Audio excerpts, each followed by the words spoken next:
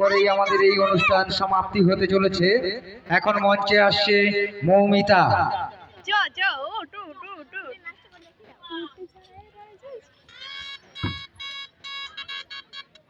করবো আমি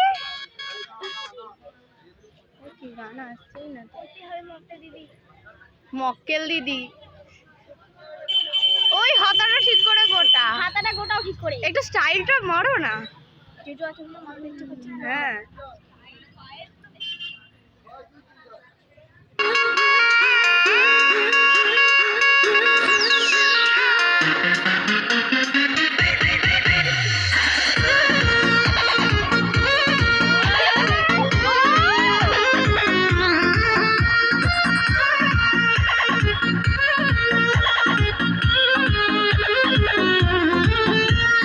छीटा जवानी के उदे दहो मनवा से मनवा के जुड़े दहो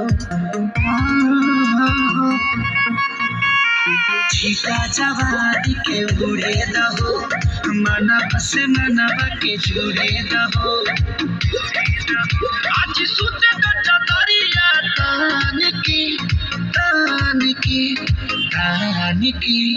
टूट जाए राजा जी टूट जाए राजा जी पलंग का दामन टूट जाए राजा जी पलंग का दामन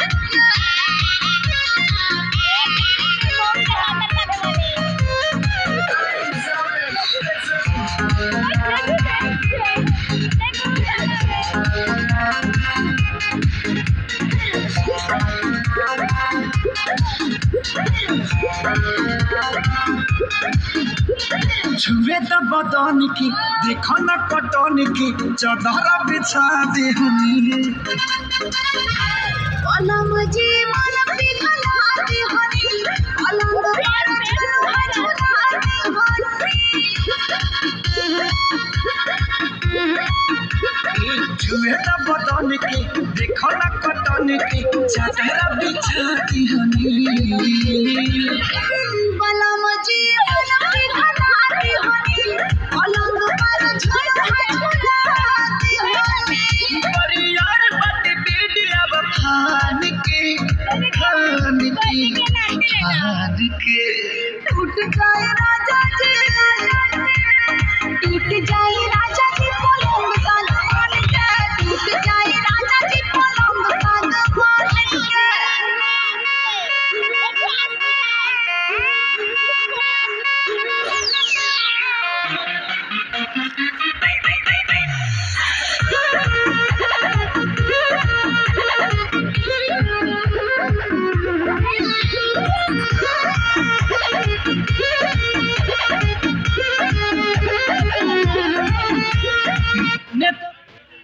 New L'Oreal Paris Glycolic Breakouts.